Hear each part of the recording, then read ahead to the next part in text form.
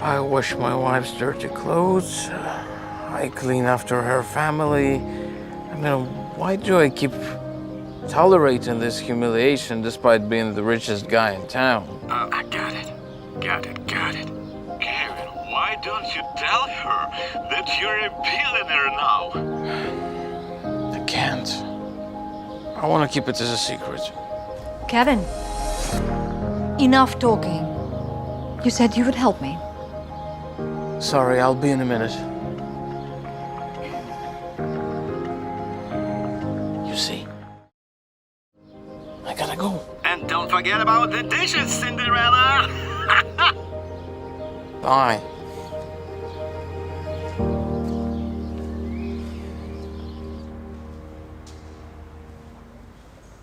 Finally.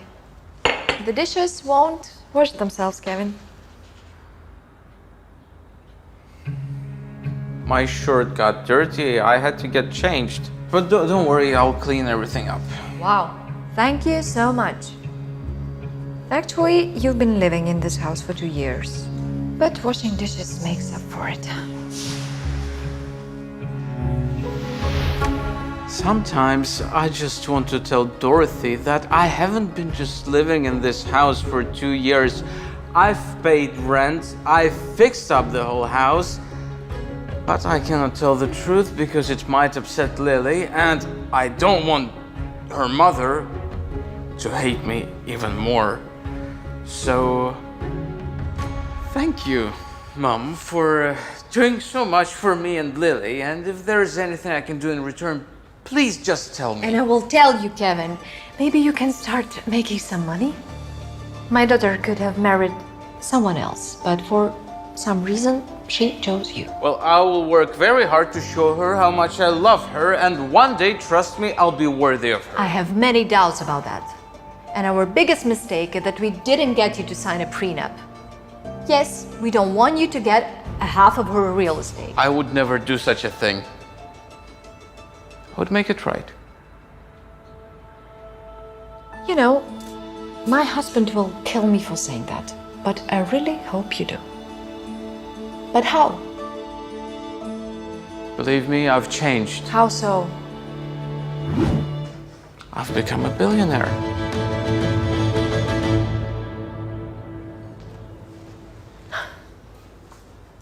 Thank you for the coffee, son.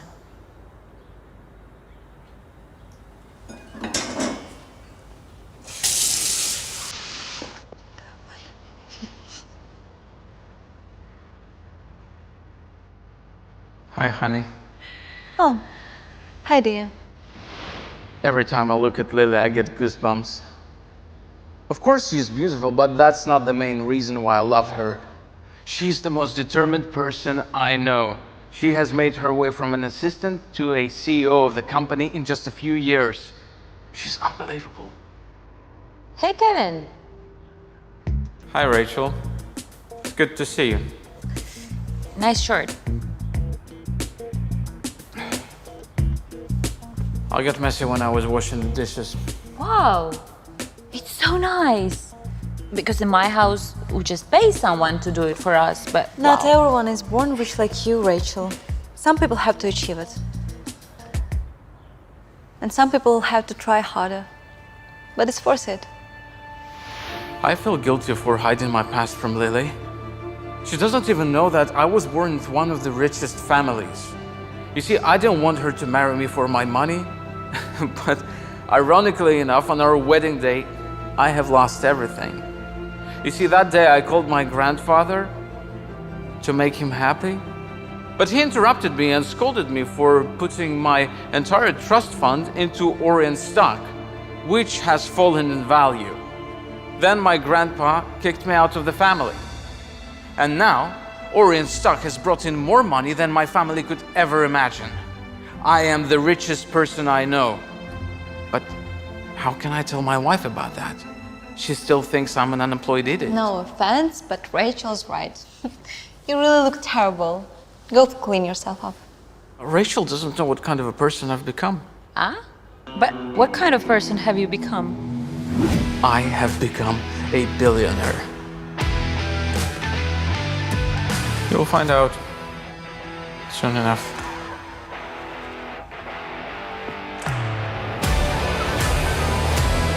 I don't know how you put up with this.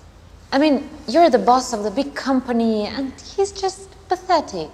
He's like before pictures in the commercials. Why are you with him? He wasn't always like that. When we first met, he was charming and confident. And I hope that if I'm with him, that Kevin will come back. I love the man he used to be. But do you love him now? I don't know what to say. Right now, I feel like a babysitter in our relationship. And I realized that if I talk to him, I would lose him completely. I cherish him, but I'm not sure if I really love him now. Look, honey, you could have any man you wanted. You don't have to be with someone just because you feel sorry for him, okay? Okay, I don't want to talk about it. I have enough problems at work. What's going on at work? We got a contract last month, and there was a mistake in the calculations. Our product, we didn't meet the requirements, so now we have to pay 7 million compensation. Wow. Yes. And now I have to find 4 million investments by the end of the week. Otherwise, we'll probably go bankrupt. And how are you gonna do that?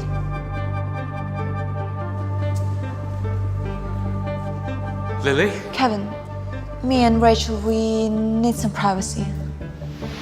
Just when I got a chance to help my beloved wife and become the man she always wanted.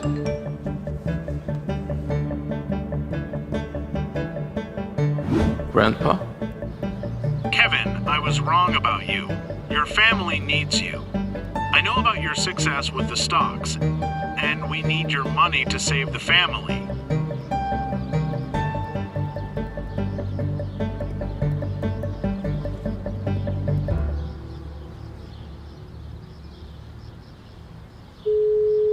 Hello, could you check balance on my account? Right away, sir. I'm sorry, sir. It seems that your account has such a huge balance that our computer can't process it. You'll have to come in person. Your computer cannot process it? Yes, that's the first time in my practice. You are the richest client I've ever worked with. Thank you for using our bank. How pathetic are you?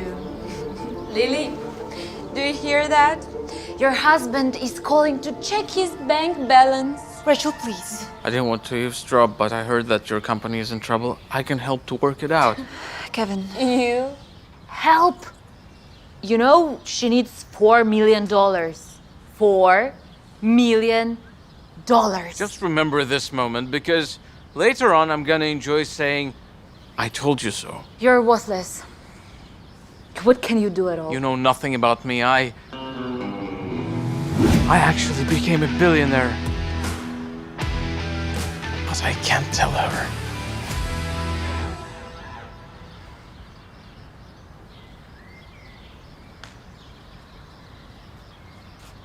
I'm gonna finish washing the dishes.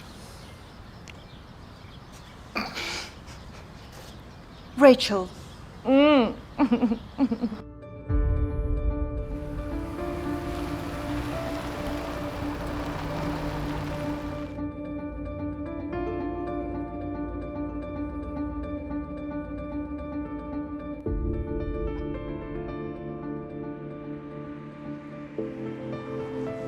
Didn't know Uber hires people from the street.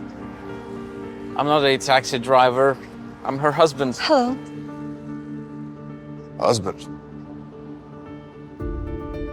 How can you be around such a beautiful woman? That's none of your business. How'd you know my wife? Well, I'm a representative of Williams Corporation.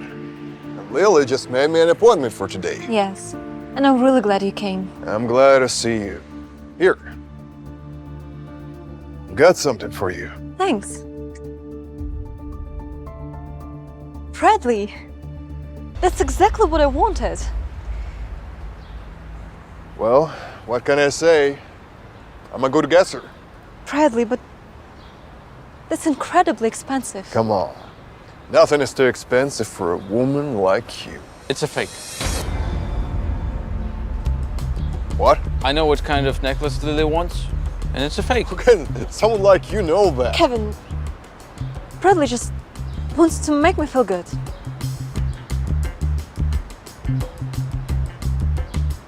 You're right. As always. Can I have a look at it? Sure. What a beautiful, stunning necklace.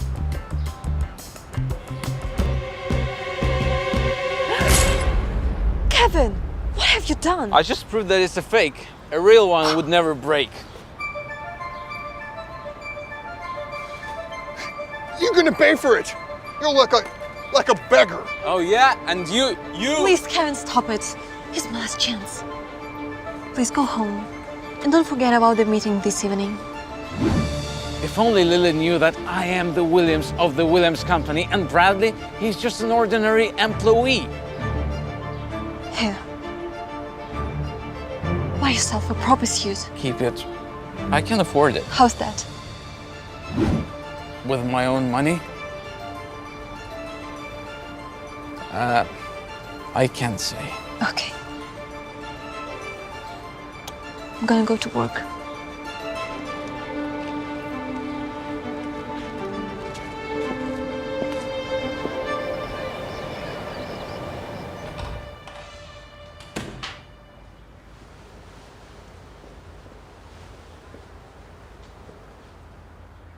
Uncle Thomas.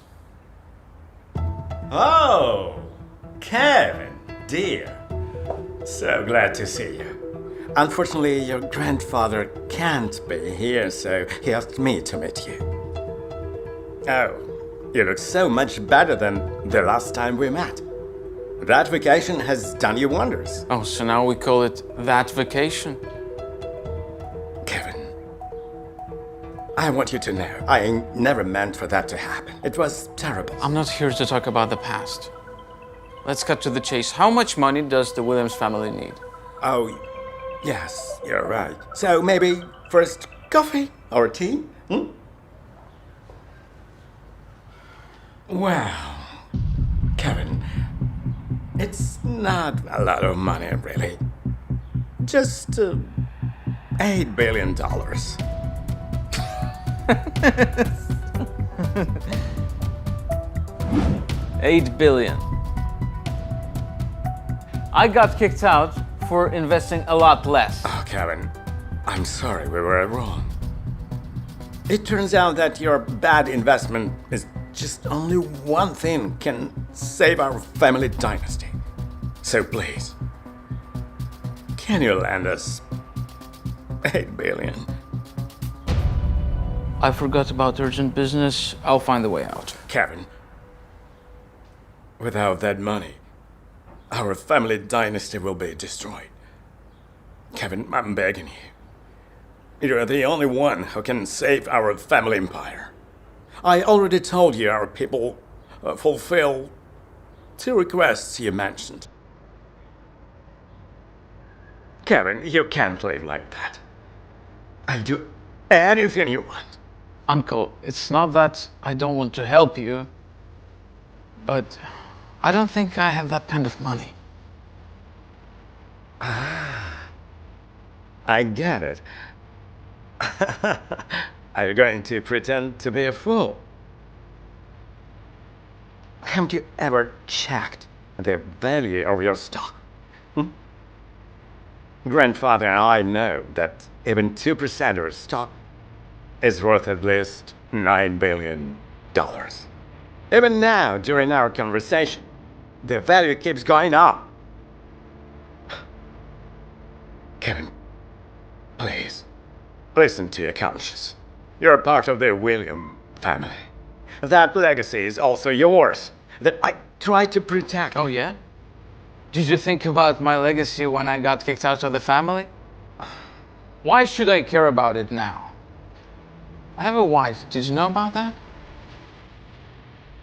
I got married the day you kicked me out of the family. I'm a son-in-law in another family, so why should I show my loyalty to you?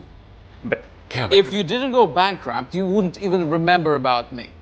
You left me to die, so why should I bring you back to life? All right. All right. I know what did. That's wrong. I apologize to you and the whole family. Yes, we messed up with everything. I can diminish that. But Kevin, I'm begging you. You need the family. William's legacy will fall apart without your help. What can you do in return? I'm listening. Oh, for example, can you find a Dream Lover necklace? Dream Lover necklace. I guess our people can handle it. As I said before, I'll make you also the head of Williams Media. Williams Media is your wife's company. Why are you so confident in giving out other people's things for your own profit? She'd be just happy to give this job away. Well, anyway, you know how big this company is, correct? You know what celebrities we've worked with. It will be all yours. How about that?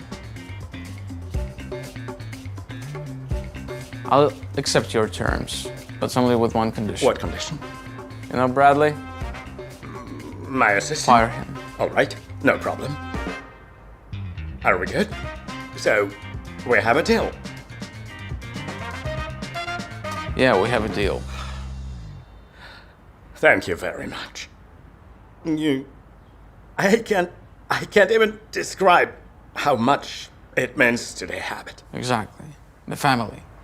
And that's one thing we learned today, that family is above money.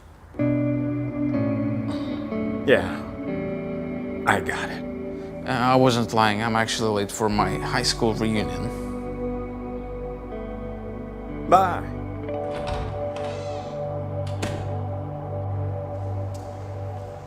Kevin, I have a serious question to you.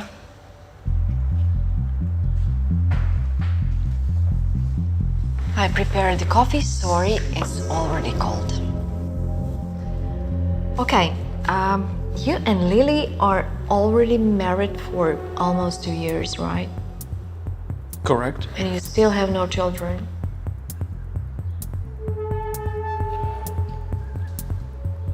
What's your point? Darling, is there any genetic problem in your family? Or maybe you're infertile? No, my family is healthy and I've never heard about any genetic diseases. Great. Prove it. I need medical report that you and your family are healthy. I'm not gonna do that. A medical examination is just a waste of money. I'm not accepting no as an answer. Maybe I should tell I want you her? and your family to be examined. Or it's a money question again. No, money is not a question anymore. Mom, let it be our secret, okay? Thank you for the coffee.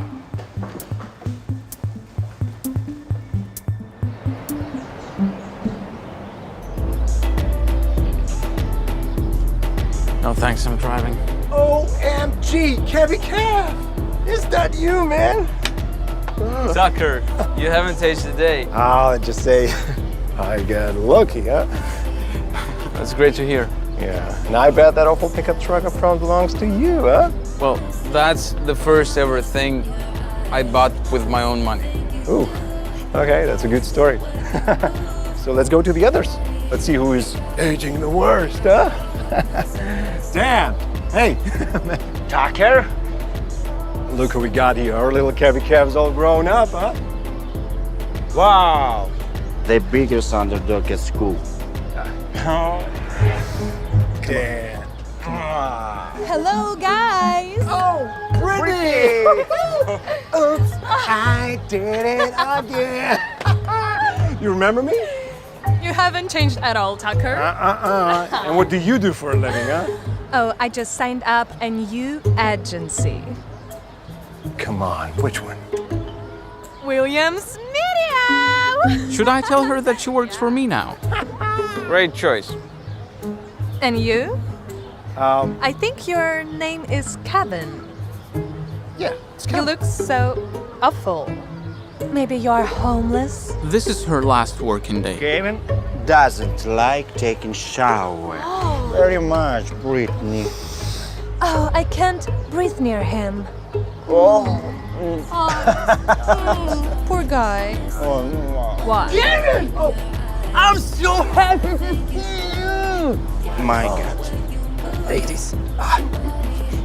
Don't mind them. Brittany just kind of girl you get close to. Shall we go get a drink? Sorry, I need to answer that. Okay, I'll wait here. Just don't forget to get back, Kev. Hey, honey. Hey, Kevin. Can you pick me up from the work in an hour? We go to the party soon. Don't forget it's you. See you. Sure. We'll see you in a bit.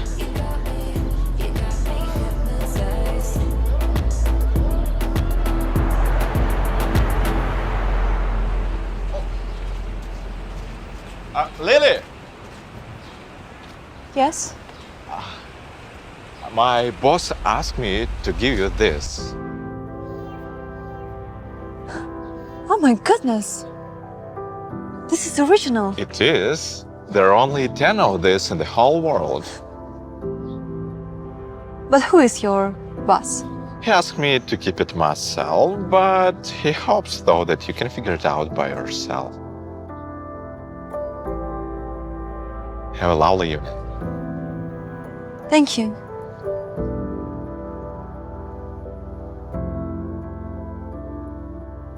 You're so beautiful, Lily. Thanks, Mom. And I think that you're gonna shine bright in this necklace today. I'm ready.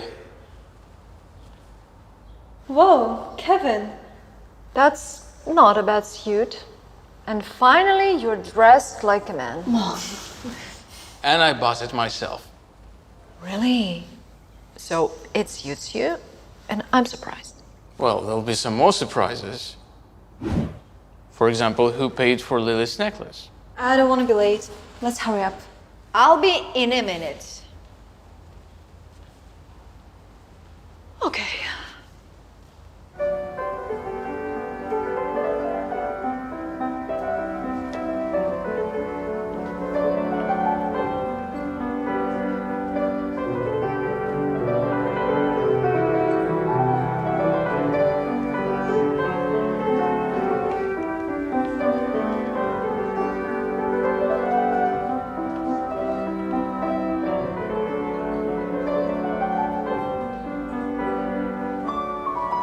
My dear friends, I am so glad to see you.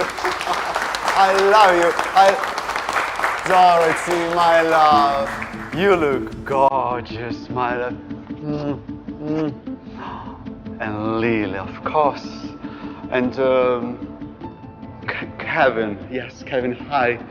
You know, it is not very often that we get to see you in your normal clothes. You know, this suit looks familiar. I have seen the same one in the mall for sale. It was like 75 for $100, something like that. Fantastic quality, I have to admit. Kevin, why didn't you buy a proper suit? I didn't want to pay for it. He didn't want to pay for it. Let me guess. I think that the owner saw how pathetic you were and decided to give it to you for free right away. Lily, my love, you know, my clothes cost approximately 20 grand. And this is from the very famous designer. And your dress. Jason walked to Kevin's side and patted him on the shoulder. His voice was so loud that almost everyone in the hall could hear him. Kevin looked at him with a smile and didn't say anything. Jason snorted in disdain. You got these clothes on sale, right? I remember I saw the exact clothing down at the mall. Was it $75 or $100? Quality stuff, right? Hearing this, many people looked at Kevin with scorn. Some even laughed out loud. Lily looked at Kevin with an embarrassed expression on her face. She was definitely angry. To think that she had given him $1,000 to buy himself some decent clothes. He, on the other hand, he actually went and bought a cheap suit for $100. Why did he always make things so difficult for her? Kevin adjusted his collar and responded casually. I'm really disappointed to hear that. Actually, I didn't pay for my clothes. Jason laughed. You didn't pay for it? Could it be that the owner of the store saw that you were too pathetic and out of pity gave you a new suit? The people around them started laughing as well. They looked at Kevin like he was a fool. Lily and Dorothy's faces showed their embarrassment. Dorothy coldly snorted and began to walk away. She didn't want to stand anywhere near Kevin, her stupid son-in-law, for another second. We should go sit down, Lily disappointingly whispered to Kevin. She really didn't want to bring Kevin along to these events. However, unless someone was out of town or dealing with some special circumstances, all the family members had to attend.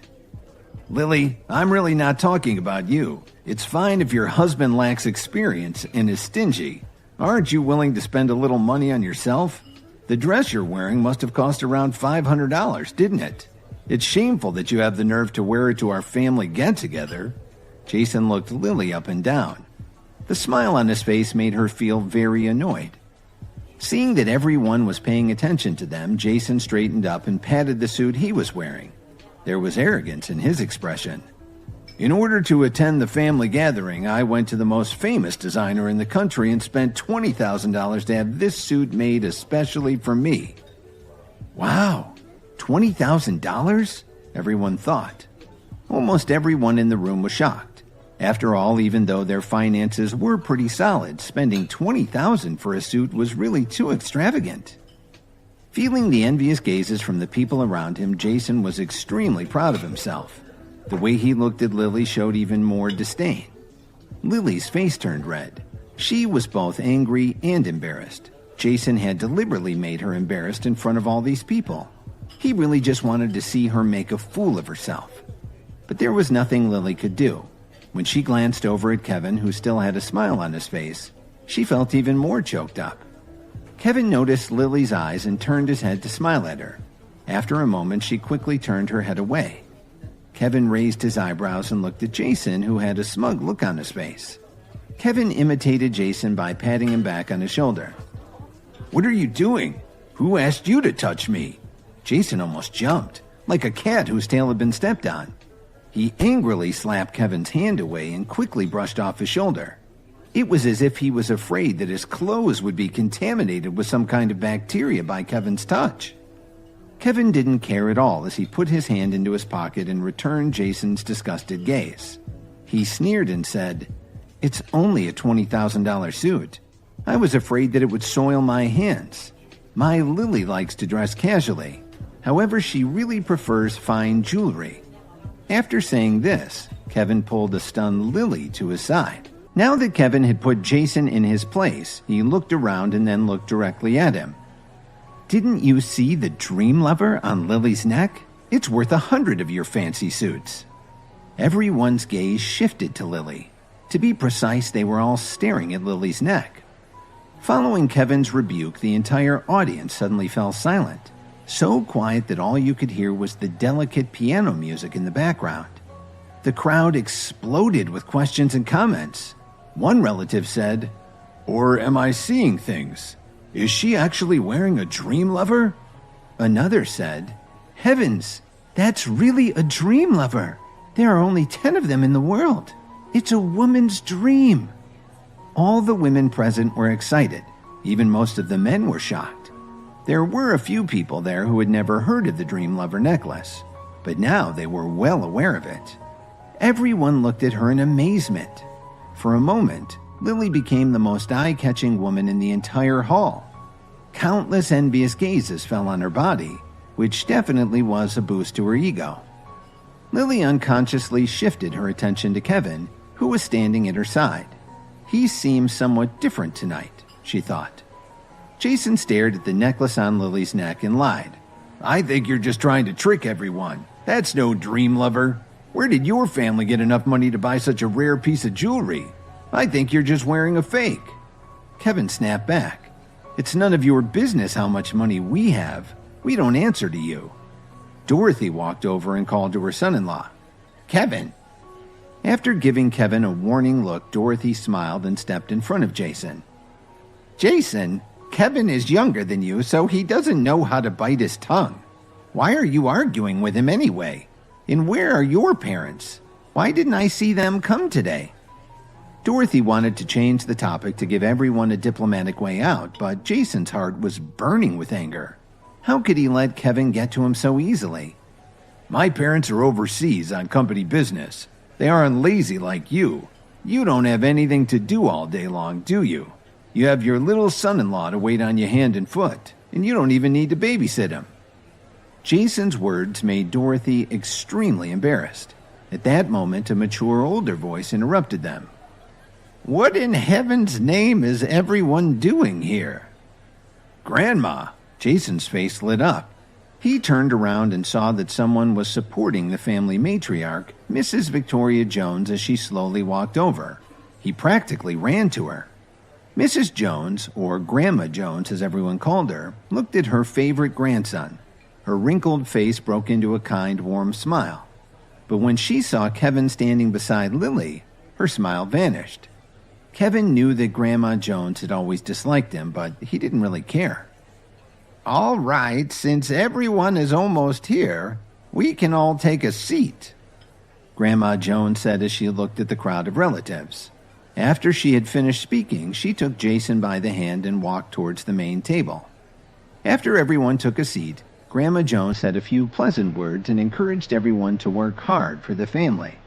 Then the banquet began. Kevin looked at the table full of exquisite food. Boy, was he hungry. Once he heard the banquet was starting, he dug in. He really didn't care if he grossed out the other people at the table.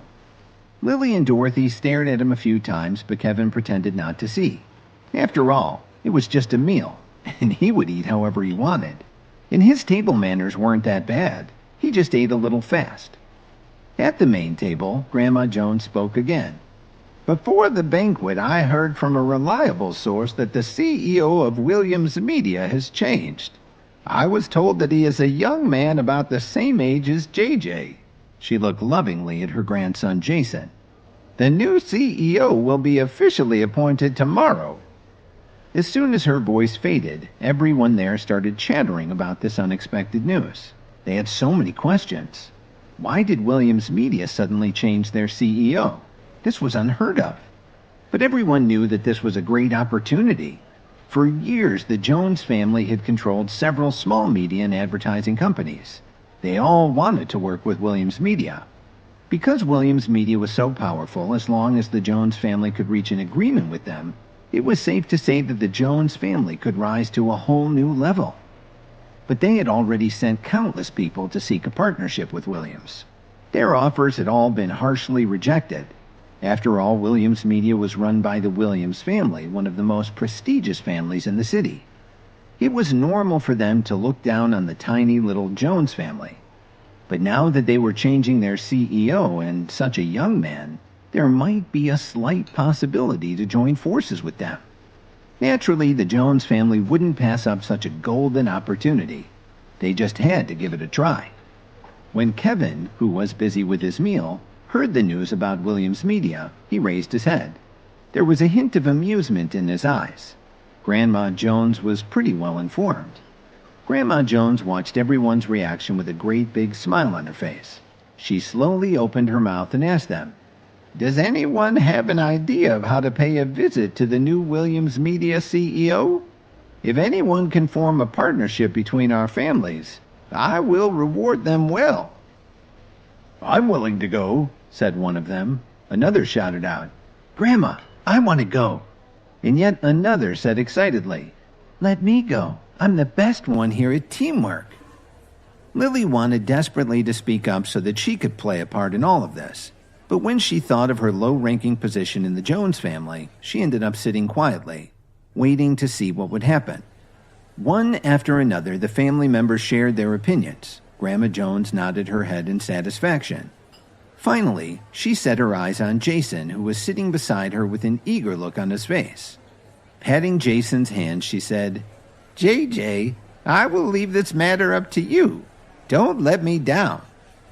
"Don't worry, Grandma. I'll definitely get them to make a deal."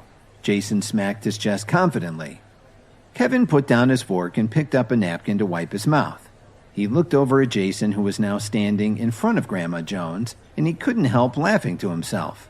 He wanted to make a deal? What gave him such confidence?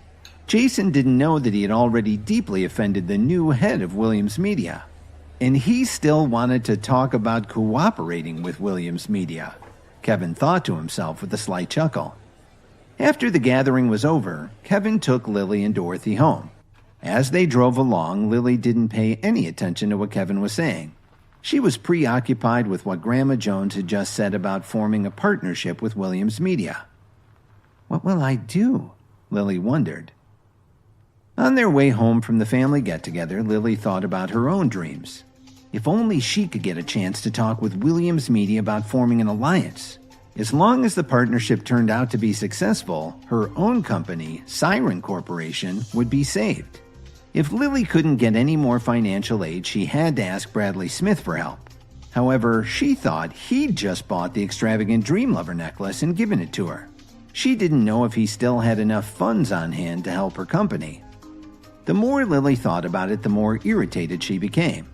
When Kevin noticed Lily frowning, he could easily guess why she was upset, but he didn't say a word. When Kevin was ready to go to sleep that night, he hopped up on his bed. He lay there and looked at his wife, who was just about to lie down in her own bed, and said thoughtfully, "Lily, don't worry.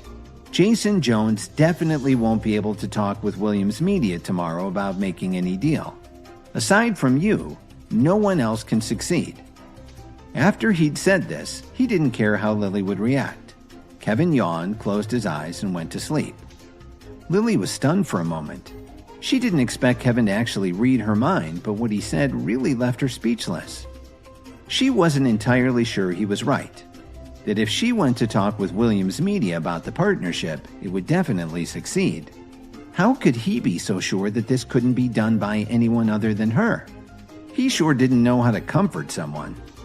Rolling her eyes, Lily turned off the light. She put the whole thing out of her mind and went to sleep. Early the next morning after Lily left for work, Kevin also headed out.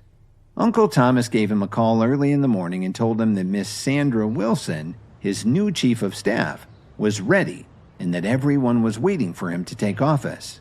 So Kevin slowly rode his brand new electric scooter all the way to Williams Media. Williams Media was located in the fanciest part of downtown Chicago.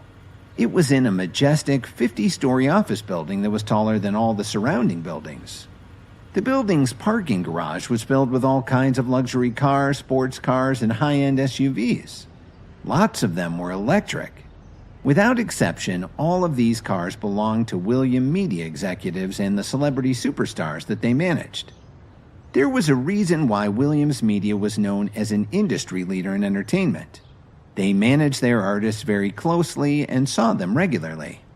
So the lot was always filled with luxury cars. Looking at all the fancy rides, Kevin thought that it seemed unusual for a CEO like him to ride an electric scooter to work. Just as Kevin was about to park his scooter in a small space at the edge of the lot, a red suddenly appeared out of nowhere. What? Kevin screamed as he quickly leapt off his scooter. He must have jumped nearly 6 feet away. He turned around and saw that there was a small dent in the front of the along with a long scratch in the paint. His electric scooter had been hit hard, and the rear wheel was bent out of shape. This was the electric scooter that he had just bought yesterday. Sadly, Kevin walked over to his scooter, which was now lying on the ground. Just as he was about to say something, the door of the opened and a slender white leg emerged. "Why don't you watch where you're going?" the driver said. The woman's tone was harsh. When she was completely out of the car, the bystander suddenly gasped. "She's so beautiful. Who is this big star?" they said. The willowy beauty wore a tight blue skirt that showed off her figure.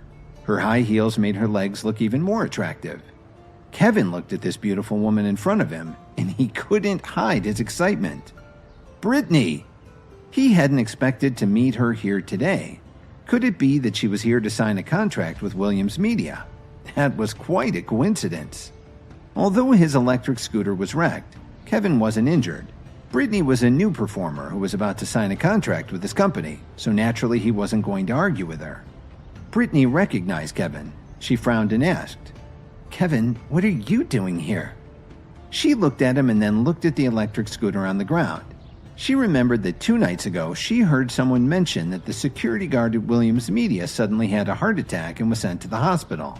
So the company hired a young man as a security guard. Could it be Kevin? "Why don't you watch what you're doing? Look at all the damage to my car. I'm sure you can't afford to fix it." Brittany looked at the dents and scratches on the front of the felt her heart sink. This was her brand new car. It had now been trashed the first time she drove it. Hearing this, Kevin immediately furrowed his brow. "It was clearly you who hit me. Why are you blaming me instead?" At the moment, a deep male voice came from nearby. "What happened here?" The onlooker stepped out of the way and Kevin saw a man in a blue suit walking over with 2 security guards. When Victor Martin saw the scene in front of him, he was instantly stunned by Brittany's beauty. He stepped forward and said with a smile, "You're Brittany Davis, aren't you? A few days ago I heard that you'd be coming in to sign your contract. I didn't expect you to be here yet." Brittany gave him a faint smile. Now she looked gentle and polite, completely different from a minute ago when she was chastising Kevin. "I'm sorry," she said. "This happened as I was coming in. What can you do about it?" On hearing this, Mr. Martin instantly felt more self-assured and cocky. He had to help Brittany right away. He said, "Don't worry. This is just a small matter." Looking at Kevin, the man said with a serious face, "Do you know where you are? Who said you could ride an electric bike here?" Kevin looked around and said, "Who says I can't ride an electric bike in here? Besides, she's the one who hit me. Can't you figure that out?" "If I say you can't ride here, then you can't ride here. Why would someone in a hit someone on a scooter?"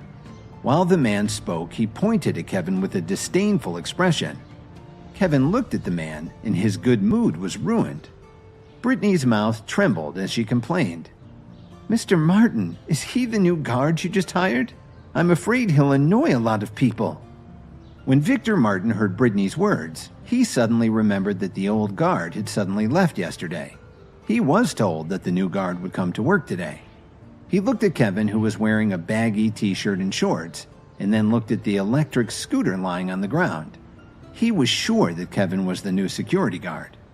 "I definitely won't allow someone like this to continue working here. Don't worry, ma'am. I'll fire him right now." After he finished speaking, he pointed at Kevin and said, "You're fired. Please pack up your things and leave." Kevin still had a scowl on his face. He read the nameplate on the man's chest. His title was Victor Martin, Production Assistant. What was the company structure like at Williams Media anyway? A production assistant could fire another employee at will? He replied, "You want to fire me, Assistant Victor Martin, right? I would like to ask you a simple question. Who gave you the right to fire someone all by yourself?" Kevin looked at the man with a smile, not caring what the people around him thought. Kevin's question made Mr. Martin's face harden. He didn't really have the right to fire anyone he wanted. After all, he was just a production assistant. He glared at Kevin angrily. He was about to curse at him when he was interrupted by Brittany. "You said Mr. Martin isn't qualified to fire you, right? Then the department manager should be qualified. You just wait." Brittany looked at Kevin with disgust. After she finished speaking, she took out her phone, wrote 2 text messages, and sent them out. In less than 5 minutes, a woman wearing a gray professional suit walked up to them with a cold, bitter expression on her face. Kevin waited patiently by his scooter to see what would happen. Brittany was still angry about her dented and had texted her contacts at Williams Media for help. The mature, stunning woman who came to her rescue looked to be about 40 years old. Her professional attire gave her an air of experience and charm. She was Claire Davis, the manager of Williams Media's publicity department. She was also Brittany's aunt. It was thanks to her that Brittany had gotten the chance to sign a contract with Williams Media. "Auntie!" Brittany called out like a spoiled child. She then walked to her aunt's side and held her arm as she whispered a few words into her ear. When Victor Martin, the other Williams Media employees, and the two security guards saw Claire, they immediately greeted her with smiling faces. "Miss Davis, good morning." Claire Davis politely returned their greetings with a casual, "Good morning." Then she turned her attention to Kevin and said sternly, "Did you hit her car? Apologize to her right now, or we will call the police and ask them to handle this matter." Hearing her threat, Kevin let out a laugh. "I don't know you. Why should I listen to you? If you want to call the police, go ahead. Anyway, I didn't crash into her. She crashed into me. So what am I afraid of?" One of the bystanders said, "He doesn't even know the publicity manager. He really should be fired." "Just wait. Miss Davis will definitely fire him," another Williams Media employee added. Seeing Kevin's nonchalant look, Claire's expression became even colder. She raised her hand, pointed right at Kevin, and said, "You're the new security guard, aren't you? I'll tell you right now, you've been fired. Get out of here or I'll call the police and they'll take you down to the police station." "Ha! Send me to the police station?" Kevin raised his eyebrows and pointed at himself. Brittany sneered. "Don't you understand English? Just my luck to see you today. I'll bet you can't even afford to fix my car. I won't argue with you anymore. Just hurry up and get out of here." Kevin smirked and didn't say anything. Just when Claire was about to scold him some more, they were all startled by the sound of a car horn. A brand new pulled up and stopped in front of everyone. They saw a beautiful young woman in a wine-red professional ensemble. She adjusted her gold-rimmed glasses and stepped out of the car. She went straight to Kevin, shook his hand, and greeted him with a warm smile. "Sorry, sir. I went to get the company's new quarterly reports for you, but I lost track of the time. I hope you can forgive me." At a glance, Kevin already knew that this was Miss Wilson, the chief of staff that his uncle had told him about. Miss Wilson straightened her back and looked at the young man in front of her nervously. She explained again, "I'm sorry, sir, but I didn't expect the expressway to be so backed up. This isn't how I wanted to greet our new CEO. It won't happen again." Everyone was stunned. What was going on? CEO? Claire definitely knew who Miss Wilson was. When she saw her showing so much respect towards Kevin, she was enraged. Claire grabbed Miss Wilson's arm and said angrily, "Miss Wilson, you're making a huge mistake. This is the new company security guard. What's wrong with you?" Miss Wilson frowned and pulled her arm away. She took her phone and a stack of documents out of her bag. "I assure you that I'm not mistaken. These are the documents that our Chief Operating Officer, Mr. Thomas Williams, personally gave me regarding our new CEO. This photo looks quite a lot like this gentleman, doesn't it?" Brittany, who was standing to the side, rushed over and looked at the photo on Miss Wilson's phone. It sure looked a lot like Kevin, but the man in the photo had a much more professional appearance. He also looked a lot younger and more handsome. "Miss Wilson, you must be wrong. This is Kevin Williams, my former classmate. Look at his sloppy appearance. How could he possibly be the CEO of Williams Media? Maybe he just looks a lot like him." Brittany pointed at Kevin's clothes with a look of utter disdain. They were all confused. How could the new CEO show up to the office wearing a t-shirt and baggy shorts, riding a tiny, broken electric scooter? Miss Wilson pushed up her glasses and her expression remained very calm. "That sounds right. The information our CEO gave me says that the new president's name is Kevin. And this photo was actually taken 3 years ago, so of course he looks a little older now." Miss Wilson flipped open the documents and Brittany and Claire immediately went over to look at them. When they saw the name Kevin written conspicuously on the front page, it was like they'd been struck by lightning. Claire Davis pretended to be calm and quickly flipped through the pages. As she read, her face got paler and paler. When she'd finished scanning them, she came to the realization that the young man in scruffy clothes standing in front of her was, in fact, their new CEO. Claire looked up at Kevin in disbelief, but when she saw the scorn in Kevin's eyes, she looked back down at her feet. What had she just done? She was an executive, the company's publicity manager. But in front of all these people, she had been shouting that she wanted to fire the new CEO and that she wanted to have him arrested. For a moment, Claire struggled to speak. She gritted her teeth, carefully stepped forward, and forced a smile. She said, Sir, I'm really sorry. We've made a huge mistake. Nothing like this will ever happen again in the future. There will be a future? Kevin looked at her out of the corner of his eye. Claire's face froze and she stuttered. Please don't do this. I know what I did was wrong. Sir, will you please give me another chance? Ignoring the puzzled looks from everyone around her, what Claire cared about the most right now was to protect her job and her position. Brittany, who was standing off to the side, also hurried to stand near Kevin. Her expression no longer looked so arrogant. Mr. Williams, it's all my fault. Don't be angry. Please accept my apologies. Kevin looked at her with an enigmatic smile. He didn't say a word. Brittany's voice became softer and softer as he looked at her. Finally, she couldn't bear to look him in the eyes. Kevin glanced at the time on his watch. He had no intention of continuing to waste time at the door. After thinking for a while, he looked at Miss Wilson and pointed toward Victor Martin, who was trying desperately not to be noticed.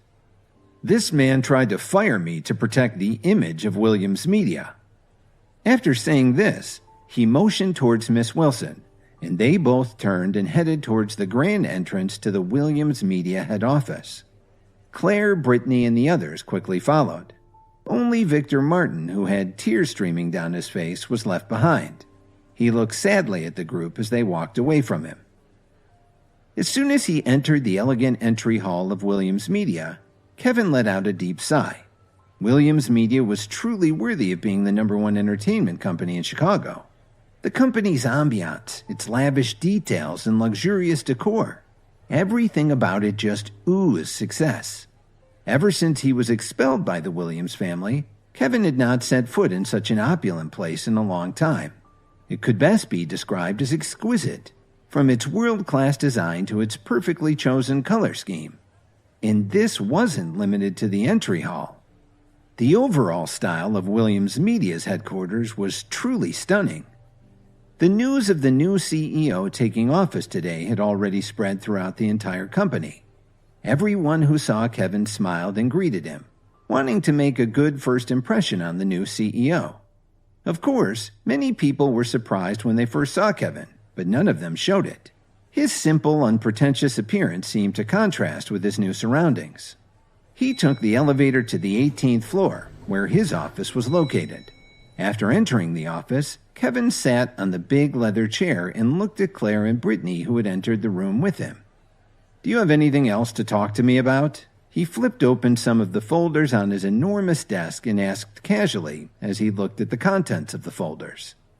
Brittany and Claire looked at each other, and Claire gave her niece a slight smile to comfort her. She took 2 steps forward and said, "Sir, about what happened today, I'm really very sorry. Now, about the matter of Brittany signing her contract." Claire paused before finishing her sentence. Kevin didn't even raise his head as he chuckled to himself. "Sign the contract?" he asked. Brittany smiled awkwardly as she replied, "Mr. Williams, did you forget that I came here today to sign my contract?" She bit her lower lip and looked at Kevin uncertainly. Kevin put down the folder that he'd been reviewing and leaned back in his very comfortable leather chair. "This chair is really nice," he thought to himself. He smiled at the two of them but didn't answer them right away. Seeing Kevin's reaction, Claire wasn't sure what to think. "Sir, how about this? I can accept any punishment you give me, but please don't cancel Brittany's contract, okay?" Kevin laughed out loud. "It's funny, but someone who didn't know me well might think I'm a bully." Claire instantly blushed. Just as Claire was about to say something else, there was a knock on the CEO's office door. Miss Wilson walked over to the door and whispered a few words to someone outside. Then she closed the door and came to Kevin's side. Sir, Jason Jones, the Jones family representative, is here. He said he wants to discuss the company's financial future with you. As soon as Miss Wilson finished speaking, Kevin got a stern look on his face. He was very unhappy to hear Jason Jones's name. Get that fool out of my office immediately. And please inform the Jones family that if they want to cooperate with us, they shouldn't let that show his face around here. They can try again with a new representative. As long as I approve of the new rep, I'll have no problem negotiating with them. Meanwhile, Jason was waiting outside Kevin's office, fantasizing about the new sports car Grandma Jones would surely give him for setting up this deal. But he was shocked when Miss Wilson passed along the CEO's message. As he watched Miss Wilson turn around to leave, Jason was stunned for a moment before he realized what had just happened. As soon as he swore, everyone in the hall turned to look at him. Jason realized that he was still in Williams media territory. He immediately stopped talking and left the building while holding back the anger that was welling up inside him. At the Jones family mansion, Grandma Jones reacted by calling everyone over for an emergency family meeting. Seeing that all the members of the family had arrived, Grandma Jones let out a sigh and said, JJ went to discuss the deal with Williams Media, but he didn't succeed. I think some of you already know about it. Jason added, Grandma, Williams Media obviously thinks they're better than us. They actually called me a fool. On top of that, they told me to get out and never show my face again. Jason's face was turning red from anger. Grandma Jones, who was sitting next to him, was obviously distressed. When the rest of the family heard this, they immediately started discussing amongst themselves. They were smart people, so they understood right away what had happened. Williams Media was the biggest entertainment company in Chicago, and they had told Jason to scram. Jason didn't dare to fight them head on. All he could do was run home and throw a tantrum. Even Grandma Jones didn't dare to ask Williams Media to explain themselves. She said to her grandson, I'm sorry you have to suffer for this, JJ. Grandma Jones's heart ached the most for Jason. Seeing how upset he was, she patted his arm and comforted him. The new CEO of Williams Media is a young man in his early 20s. That's a very young age for someone to take the helm of such a powerful corporation. Naturally, he has his pride, and it's normal that he doesn't like small families like ours. Grandma Jones paused for a moment and looked around the room. But the CEO of Williams Media also said that as long as the candidate is satisfactory, he won't have any problem working with them. So I want to ask everyone, who do you think is most suitable to represent us in these negotiations? The people in the room stopped talking and looked at each other. It was unusually quiet. Williams Media had already told Jason Jones to get lost. After that, who would have the nerve to go back in there? Grandma Jones was disappointed when nobody stepped up to volunteer. What? No one is willing to go? She asked them. While everyone else remained silent, Jason suddenly had what he thought was a particularly nasty idea. He stood up and said loudly, Grandma, I think Lily is the ideal choice to talk with Williams Media about our offer. Jason's words suddenly made Lily the center of attention. She threw an angry look at Jason, who was standing beside Grandma, smiling maliciously. While she knew that Jason always liked to cause trouble, she didn't expect him to be so shameless as to involve her in this mess. Lily tried to speak, but only managed to stammer, But Grandma, Lily was angry, but at the same time she was trying to figure out how to get out of this horrible predicament. She was about to finish her thought when Jason interrupted her again. Lily, Grandma just wants to give you a chance to help the family. Don't you care about our family? Seeing the distraught look on Lily's face, Jason smiled. He continued, I know that your Siren Corporation just lost millions. You still seem to be short 4 or 5 million in capital, right? I'm doing this for your own good. If you're willing to help all of us, the Jones family, and if the deal is successful, Grandma won't let your company go bankrupt. What choice did Lily have? Lily was still in shock after being nominated by Jason to represent the Jones family in their negotiations with Williams Media. She was at a loss for words. After Jason finished speaking, he walked over and stood in front of Grandma Jones. I think Lily is really suitable. What do you think, Grandma? In Grandma Jones's heart, Jason was the one that she liked the most, so she naturally took his suggestion more seriously than the others. She reflected for a while and nodded in agreement. Then she looked at Lily and smiled. Lily, you will go to Williams Media tomorrow. Do your best and above all, don't let me down. Grandma, Lily was struggling to come up with a way to get out of this, but she saw Grandma Jones wave her hand dismissively and say, Okay, today's meeting is adjourned. Do whatever you need to handle this. Don't accept no for an answer. Your family needs you. No one cared about Lily's feelings or what she wanted to say. Once the meeting was over, everyone filed out. Lily bit her lip as she watched Jason leave the room with a big smile on his face. She angrily stomped her feet and walked out of the Jones mansion, wondering what she would do next. Lily was confused. When she returned home, the more she thought about it, the more uncomfortable she felt. In the eyes of everyone in the Jones family, this was an impossible task. But now this hopeless task fell on her. She had no idea how she would approach the new CEO of Williams Media to talk about working together with her family. The more Lily thought about it, the more irritated she became. Finally, Lily decided to call Rachel and ask her to come over to keep her company. She also wanted to know if her friend had any good suggestions. After Rachel came over and the two of them chatted for a while, Lily felt a little less freaked out. Rachel got up and walked to the fridge. She took a can of soda and asked Lily as she drank, Why isn't Kevin at home today? Lily smiled helplessly. When I left early this morning, he was already gone. I don't know where he went, but he still hasn't come back. Rachel curled her lips in disgust as she sat on the sofa. She leaned closer to Lily and said, I really admire you. You haven't thought of getting a divorce after these 2 awful years? Lily only sighed and didn't say anything, but Rachel pressed it further. You should also think about yourself. Kevin is holding you back. Your parents want you to have a child, but you still haven't been able to get pregnant after 2 whole years. Plus, your company still owes you so much money. If you find a rich and powerful husband, your life won't be so hard. It's pointless for you to say all this now. We're already married. What are you getting at?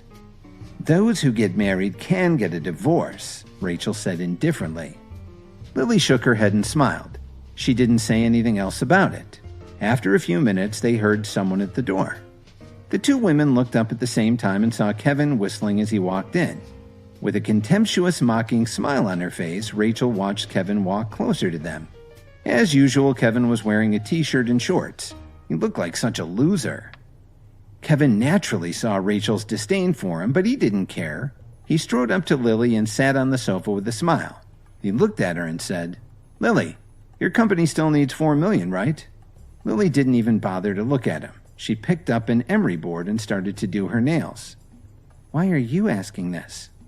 How dare you try to rub it in? Why do you always say things that make Lily unhappy? Are you afraid that her life will be too easy? Rachel sat up straight and stared at Kevin. Lily sighed and gave Rachel a penetrating look that told her not to criticize Kevin anymore. After all, during the Joneses family quarterly meeting, when Jason embarrassed her in front of so many people, it was Kevin who helped Lily. Now she naturally didn't want Rachel to keep picking on him like this. Kevin turned his head and looked at Rachel. He smiled mysteriously and said, I hope you haven't forgotten what I said 2 days ago. If I can find $4 million to help Lily get through this crisis, you should call me boss. When she heard him bring this up, Rachel instantly laughed. I sure did say that. And if you can't find her $4 million, how about you call me boss? I've never seen someone as helpless as you who still likes to put on airs. Kevin sneered. He took out a bank card from his pocket and handed it to Lily. Lily, I originally wanted to bring you cash, but it was too much to carry around. This card has $4 million on it. Take it. Lily took the card in a daze and didn't know how to react. Rachel laughed again. She felt that Kevin was acting like a fool again. I can't believe you're still carrying on with this lie. I'm dying of laughter. Who's the boss? Kevin asked quickly. It's not you. After saying this, Rachel realized that she had been tricked. Her face immediately turned red and she glared at Kevin. Kevin chuckled and looked at Lily, who obviously didn't believe him and was about to toss the card in the trash. Lily, do you still have that card reader you use at work? Why don't you log in and check the balance of the account? I wouldn't lie to you. Lily held the card in her hand and looked into Kevin's eyes. She had her doubts. But she also wanted to believe him, even though he didn't have a job. After all, he still relied on her to support him. Now he hands her a card and says that there are $4 million on it. Anyone would find his words hard to believe. Lily, since he asked you to try, you should try. He asked for it. I'm still waiting to hear him call me boss. Rachel crossed her arms in front of her chest and looked at Kevin with a sneer. Lily tightened her grip on the bank card and looked at Kevin, who was waiting expectantly. Kevin, you really want me to check it out? Don't worry. I would never lie to you. Kevin gave her a determined look. Lily nodded and said, okay. Then she got up and walked to the study and turned on the card reader. The password is your birthday, Kevin reminded her in a low voice. Lily looked up at him and then entered the password. After a moment, the card's balance appeared on the screen. $4 million. Lily was dumbfounded. When Rachel came over and saw the long string of numbers, she stared open-mouthed at the screen. How is this possible? She asked. As soon as Dorothy Jones entered the house, she saw that something was up. She frowned and walked over to Lily, Kevin, and Rachel in the study. What's going on? When her gaze fell on the ridiculously high number on the card reader, she was absolutely stunned. Where did you get so much money from?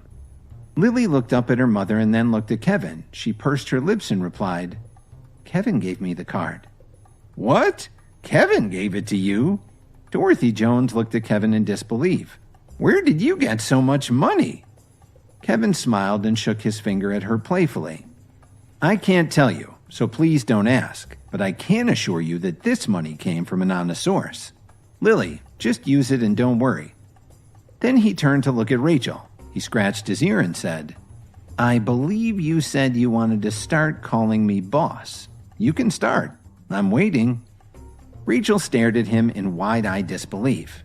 She was really flustered, and she raised a scolding finger toward Kevin. She was tempted to berate him again. Before Rachel did something rash, Lily quickly took the card and the reader and pulled Kevin into the bedroom. We are the only ones in this room now. Kevin, tell me the truth. Where did you get this money from? Lily asked softly. She locked the door behind her and walked slowly up to Kevin. He looked at her guardedly, but he was secretly delighted. Lily was concerned about him, wasn't she? He thought for a moment, smiled, and asked her gently, If I told you I'm actually an incredibly wealthy business executive and that this money is a drop in the bucket for me, would you believe me? Lily frowned at him and pulled away. Don't joke around. Forget it. If you really don't want to tell me, I don't want to keep asking you. Anyway, you have to promise me that this isn't dirty money. I hope that you're not involved in anything illegal. Otherwise, I would rather see my company go bankrupt than to take a dime from you. Kevin sighed when he heard her say this. Don't worry. I guarantee that the money is legal. You just need to use it quickly to save your company. Lily had her doubts, but he was so convincing. She thought for a long moment before putting the card away. As she did this, she said, Okay, I believe you. You can rest assured, too. I will definitely pay you back as soon as possible. It may take some time, but I'll repay you. My money is your money. Kevin waved his hand nonchalantly and walked out of the room. When he got to the living room, he saw that Rachel had already left. She ran away before she called me boss, he figured. Later, Dorothy was also wondering where Kevin had gotten the $4 million, and Lily pulled her aside. She spoke to her mother very quietly and seemed to calm her fears. Afterward, Dorothy's attitude towards Kevin was a little gentler than before. Recently, Chicago had been in financial turmoil, and as the leading company in Chicago, Williams Media had suddenly taken on a young new CEO. Just when countless companies in the entertainment industry were dying to work with them, Williams Media was rejecting all of them. They even turned away the larger companies that they had always done business with. It made sense that the ones who were able to join forces with Williams Media had to be tied to a wealthy Chicago family or a large company. But this time, what shocked everyone was that they were partnering with a relatively unknown family, the Jones family. Many people had never heard of Lily before, but she had actually managed to come to an agreement with Williams Media. In Chicago, the Jones family was only considered to be a third-rate family, and Lily was only from a minor branch of the Jones family tree. In the upper crust, most people didn't even know that she existed. Some people also heard that Jason had approached Williams Media to discuss a partnership, but was rejected. This was even more confusing. Even the great Jason was chased away. How did Lily, this unimportant member of the Jones family, manage to get her foot in the door with Williams Media? What was the new Williams Media CEO thinking? Why did he choose to work with the insignificant little Jones family instead of so many powerful companies? Lily herself couldn't figure it out. No one would believe her. On the day when she went to discuss the partnership, she didn't get to see the CEO. All she had to do was sign the contract. Everything went over so smoothly, making her feel like she was dreaming. The Jones family had booked the entire banquet hall of the very luxurious Whistler Hotel in Chicago for that evening. Grandma Jones brought everyone together to celebrate Lily's success in sealing a deal between the Jones family and Williams Media. Everyone in the Jones family accepted Grandma Jones's request to attend the celebration banquet. On top of that, Grandma Jones had invited a lot of famous people in the Chicago area to attend their bash. There was only one goal, and that was to let everyone know that the Jones family had formed a partnership with Williams Media. In the future, the family would definitely have a chance to become one of the top families in the Windy City, as some people referred to their town. Lily had become the most noteworthy guest in the banquet hall. This was mainly because she had done so much for the Jones family, so she was the most important invitee of the celebration. Kevin followed behind Lily, who was dressed ever so elegantly. Just as he was about to take a seat, he heard a cold rebuke from someone beside him. "Please find another seat. This one is reserved for Miss Phoebe Anderson."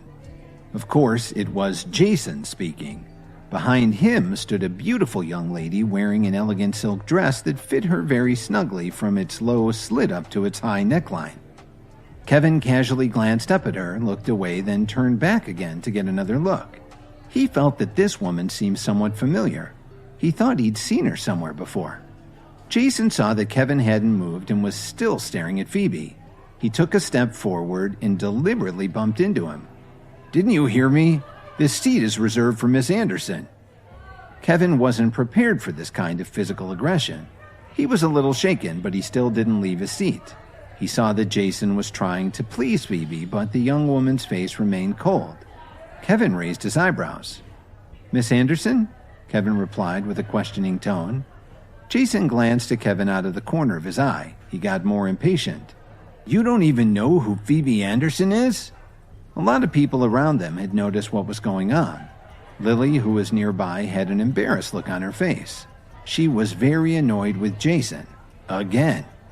Lily had already noticed that Phoebe was sitting at another table. It was Jason who deliberately arranged to find a new seat for her. And Lily was certain that he must have done this to get even for her success with Williams Media. Jason was deeply jealous of her, and he had deliberately bullied Kevin just to embarrass her. Kevin remained in his seat, but when he looked over at Lily, he saw the pained expression on her face. In a concerned tone, he asked her, "What's wrong, Lily? Are you feeling okay?" Lily shook her head no. She was considering letting Kevin give up his seat. It was better to avoid any unnecessary conflict, which was sure to follow because Grandma Jones liked Jason the most. Dorothy Jones, who was also nearby this awkward scene, didn't say anything, but she kept motioning to Kevin that she wanted him to take the initiative and give Phoebe his seat. Phoebe was a distinguished guest invited by Grandma Jones. The Anderson family was one of the most prestigious families in Chicago. They had made billions in the global jewelry market and literally had countless assets.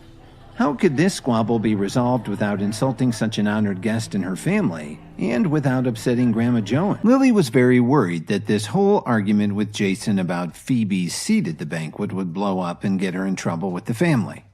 As the eldest daughter of the Anderson family, Phoebe was in the spotlight wherever she went. Dorothy Jones knew very well what kind of influence someone like her would have on Grandma Jones. And if Kevin offended Phoebe in any way, that would definitely have a negative impact on Lily. However, Kevin only cared about Lily and didn't even notice the look that Dorothy was giving him. Actually, he noticed but didn't want to do anything about it. Finally, Jason exploded. "Don't you understand English? I've already told you 10 times to give up your seat. What's wrong with you? Just move so Miss Anderson can have a seat." Phoebe scowled and looked impatiently at Jason. Then her cool gaze fell on Kevin. Seeing Grandma Jones also look over at them, Lily was worried about the impression that all this would make on the family matriarch. This would definitely tarnish Lily's image. She turned her head to look at Kevin, who was completely ignoring Jason, and asked him quietly, "Kevin, why don't you change seats?" When Kevin heard his wife speak, he immediately smiled and nodded. "All right, Lily, as you wish." Then he stood up and walked to a different seat and sat down. But he didn't look at Jason and Phoebe Anderson again. Jason was livid, but after all, he had to protect his image in front of Phoebe, so he naturally couldn't act too impetuously. Phoebe had just sat down when she unconsciously looked at Lily with a gaze that pierced right through her. In fact, Phoebe was actually looking at the Dream Lover necklace on Lily's neck. The Dream Lover necklace was something Phoebe had desired for a long time, but up until now, even though her family was in the jewelry business, there was no way for her to actually get one herself. She couldn't have imagined that she would see the long-cherished Dream Lover necklace hanging gracefully on Lily's neck. With her professional and trained eye, she could tell right away that Lily's necklace was real. Lily felt weird to be stared at so intently and felt slightly self-conscious. "Miss Anderson, I can't help but notice that you're staring at me. Is there something wrong?" Phoebe smiled apologetically. "Sorry, Miss Williams. Actually, I wanted to ask, where did you buy your Dream Lover necklace?" Sensing the envy in Phoebe's gaze, Lily's ego got a little boost. She never expected that a rich young lady like Phoebe Anderson would envy a piece of jewelry that she owned. Lily found this feeling to be very satisfying. Lily cleared her throat softly. "This was given to me by a friend." Phoebe nodded in understanding as her gaze stayed glued to the Dream Lover. "I'd like to ask you a favor. Could you perhaps ask your friend to help me buy a Dream Lover necklace?" After saying this, she seemed worried that Lily might turn down her request and quickly added, "Don't worry, I'm not asking for a gift. How much did he pay for this beautiful necklace? I will pay him double." "Double the price?" Everyone around the table who heard the conversation between Phoebe and Lily was shocked.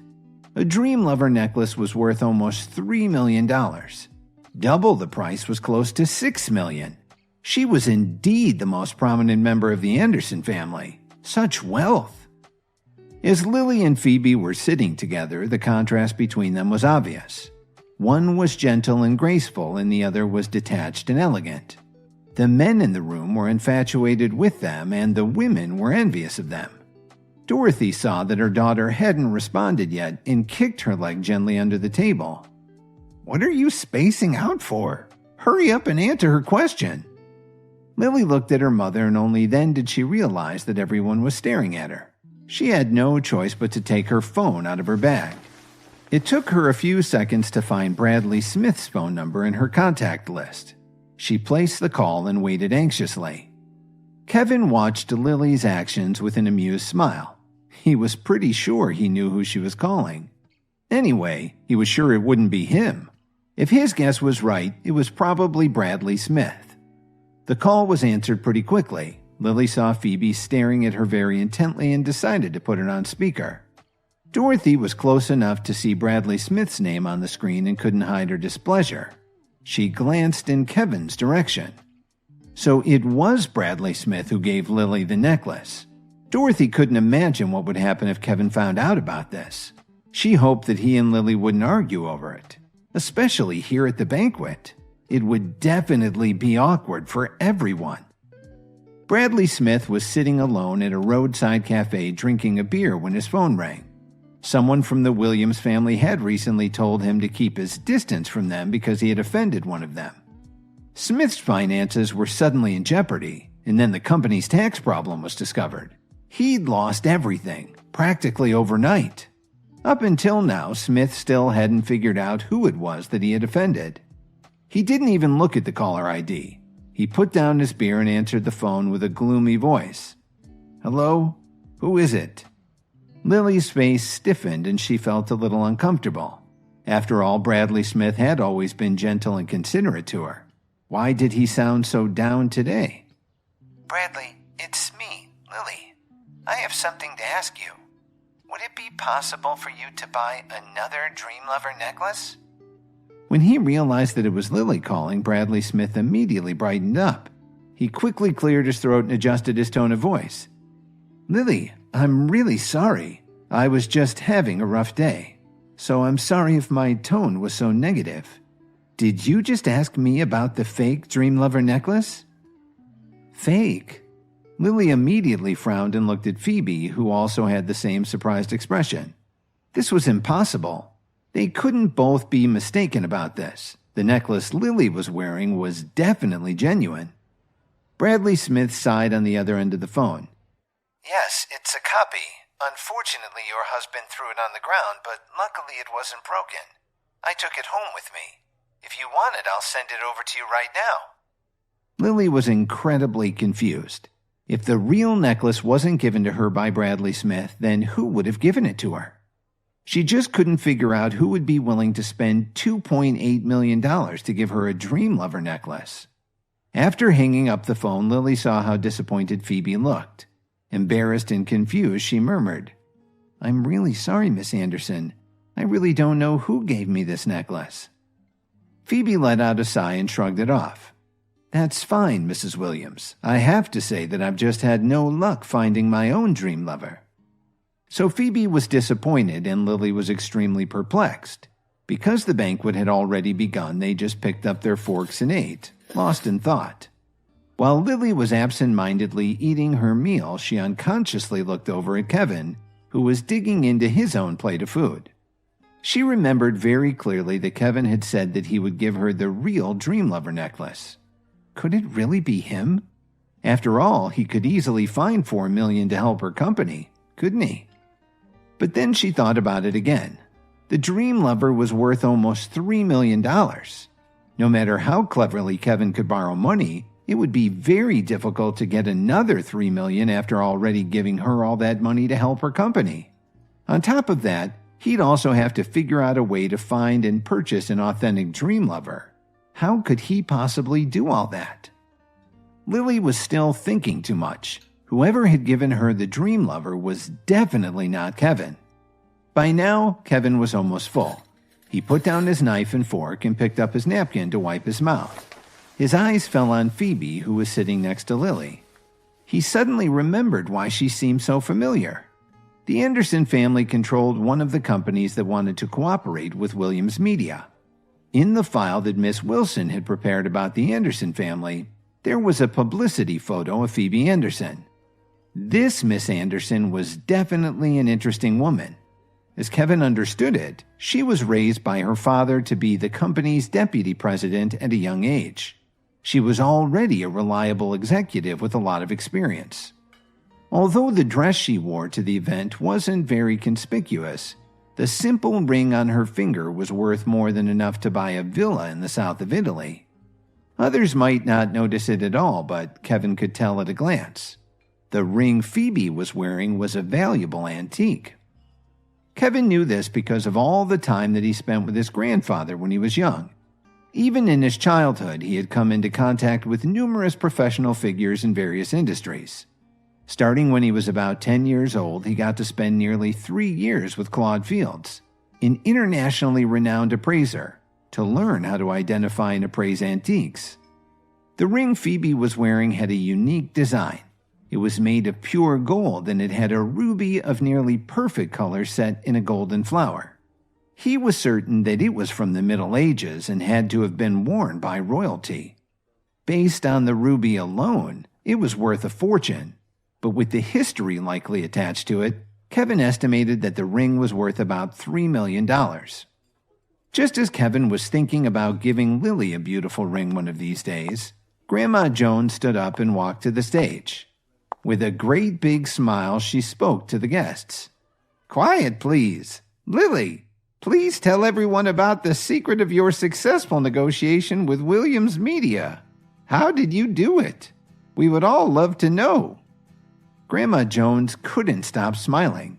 She gestured for Lily to go up on the stage and then went back to take her seat. Lily stood up nervously and hesitated for a few seconds. She didn't go on the stage, but instead remained standing by her seat, slightly embarrassed. "Actually, it was nothing at all. When I went over that day, I didn't get to see the president of Williams Media. It was his secretary who brought me the contract and asked me to sign it." Everyone was astonished to hear this. "What?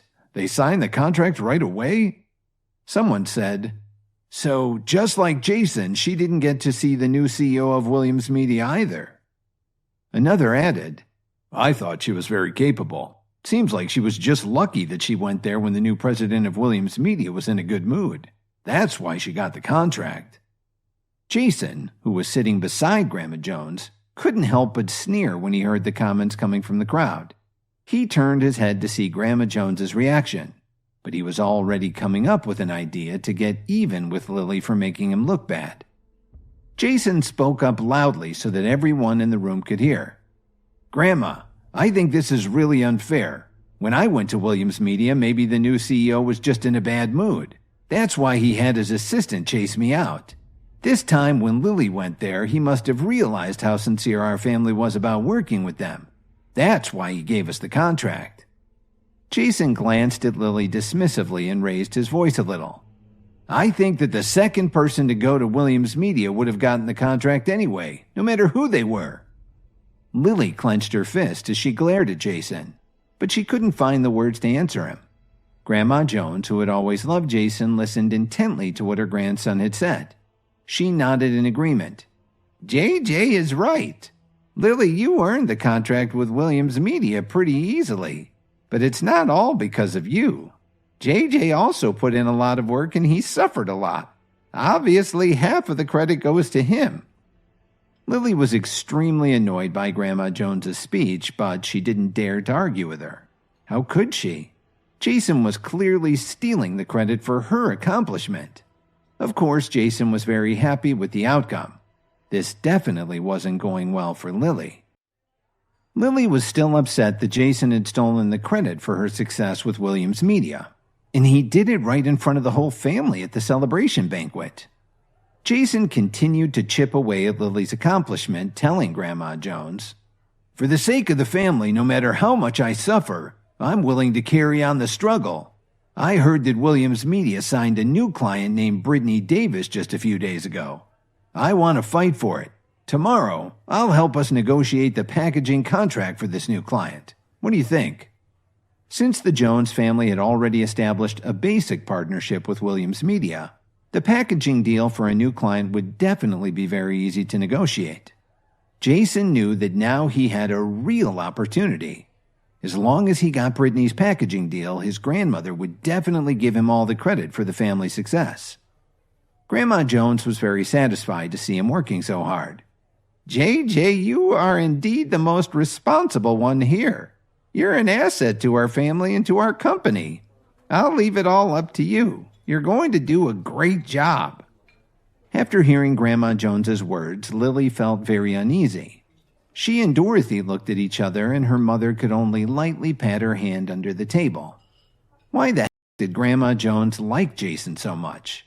Now that she had made up her mind to leave this matter up to him, what else could they do? Tonight's banquet originally belonged to Lily, but not anymore. Jason had snatched Lily's credit with a few words, and now he was the star of the show. Although Lily felt torn up inside, she didn't show it. After all, she knew she wasn't Grandma Jones's favorite in the family. Jason grabbed the opportunity to look generous. "Today it's my treat. Eat and drink all that you want. I'm paying." He waved his wallet at the head waiter. Jason sat down and waved at the waiter again. "Waiter, go and get a bottle of your best wine for every table. I want the best and most expensive wine you have." Hurry up. The waiter was about to show him the wine list, but when he heard him say that, he nodded and went to get from the cellar. After all the wine was served, Jason raised his glass and stood up happily. Let's have a toast. Let's celebrate the signing of our new client contract with Williams Media tomorrow. Eat up. Drink up. Let's party all night. Everyone stood up and raised their glasses to toast Jason. After all, his status in the family had just gone up a notch or two. When the banquet was coming to an end, Jason was unable to stand upright. His eyes were blurry as he called for the waiter to come over. He then pulled the card from his wallet and said, "Use my card to pay the bill." That's a Lux Bank Sapphire card. Someone recognized Jason's credit card and immediately cried out in surprise. Those who were close to him couldn't help but widen their eyes when they saw the ultra high-end card in his hand. The Lux Bank card wasn't something that just anyone could get. The most basic card, the silver card, had a limit of $25,000. A gold card went up to $50,000, and the sapphire card that Jason took out had a limit of $100,000. Jason's personal wealth was about $6 million, but that didn't reflect how much cash he had on hand. So it took Jason nearly 3 years to save up enough to get this exclusive card. He'd only had it for 2 days. Jason looked over at Phoebe, who was seated next to him, and he couldn't help but feel a sense of pride. This was such a good opportunity to show off in front of Miss Anderson. Naturally, he couldn't resist. When Phoebe saw Jason's Lux Bank Sapphire card, she couldn't help but look at him differently. Although she was a rising star in the Anderson family, she only had around $2 million in the bank. That's why she had the Lux Bank Gold card, which was 1 grade lower than Jason's. Although she had previously said that she could double the price to buy her own Dream Lover necklace, she was secretly going to ask her father to pay for it. Feeling Phoebe's gaze on him, Jason felt even more excited. He sat up straight. "You can do whatever you want. I'll pay for everyone here tonight. However, that table isn't included." The table he pointed at was the one where Kevin was sitting. Because Kevin hadn't been fully accepted by the Jones family, very few people were willing to sit at the same table as him. The people who did choose to sit with him weren't as wealthy or popular as the rest of the guests. Jason simply didn't care if he offended them. He continued to push Kevin's buttons. "Kevin, do you have any money? Don't tell me you can't even afford to pay and you still need to beg money from your wife." Jason stood up unsteadily, staggering to Kevin's side and patted him on the shoulder. Kevin smiled and didn't say anything. Jason pulled his hand away with a look of contempt in his eyes and turned to look at Phoebe. "Miss Anderson, you like the Dream Lover, don't you? I have a lot of friends and connections. Don't worry, I will definitely help you buy it." Phoebe nodded her head slightly in response to the spectacle. There was still no smile on her stoic yet elegant face. "Thank you for the kind offer, Mr. Jones," she replied. Jason was about to say something else, but at that moment, the waiter who had taken his sapphire card to pay the bill walked quickly over to him. "Mr. Jones, I'm very sorry. The limit on this card isn't high enough to pay for tonight's bill." "Are you kidding me? This card has a $100,000 limit, and you're telling me it's not enough for tonight's meal?" Jason looked at the waiter in disbelief. He reached out to grab the man's collar, but he was stopped by the people around him at his table. After all, this was the Whistler Hotel.